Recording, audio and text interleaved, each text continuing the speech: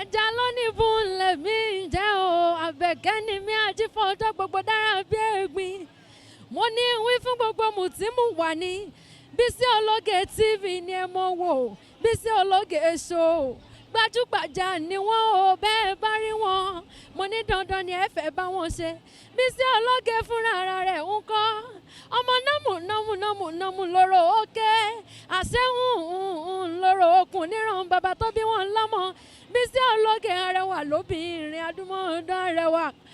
àfijọ́ ẹlẹ́wọ̀ obìnrin tó mọ́ yáyì tí gbogbo ìlú ń fẹ́ ni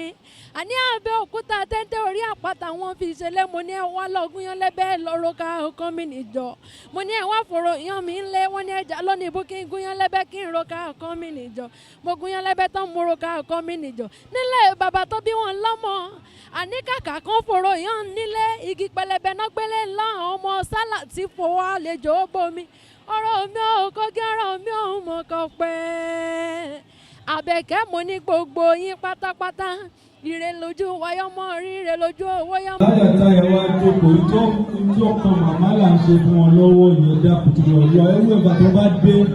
please whoever that comes should just be seated please lè tí kí wọn tó ń sìn ẹ máa kí wọn ẹ dákun ẹ jẹ́ ká fún màmá ní ọ̀nà tá fún wọn lọ́wọ́ yìí please gbogbo ẹ̀yin lẹ́gbẹ́lẹ́gbẹ́ tẹ bá ń dé àsìkò àdúrà lẹ dé sí find somewhere to sit down please. Allah. Ẹ dákun ẹ fún àwọn àfáà ní àpọ́nlé tó wà lórí ìjókòó ẹ dákun Ọlọ́run àsìkò àdúrà la wà yìí ẹ jọ̀ọ́ torí Ọlọ́run. Gbogbo àwọn àfáà wa ní ọ̀tọ̀ gbóyè ní àkì aláàjì wa mọ̀tádọ̀ mọ́yàṣá ìṣọ̀gbà.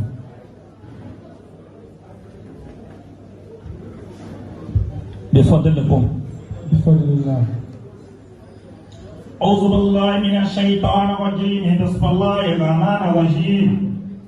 اللهم إني نويت بالصلاة على النبي صلى الله عليه وسلم امتثال لأمرك وتطبيق لنبيك محمد صلى الله عليه وسلم ومحبة فيه وتقى إليه وتعظيم قدره وبقوني على لذلك فتقبلها مني بفضلك وإحسانك واعطني إجابة القبلة عن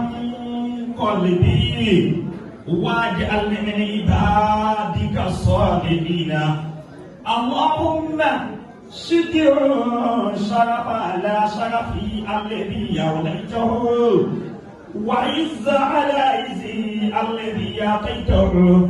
ونور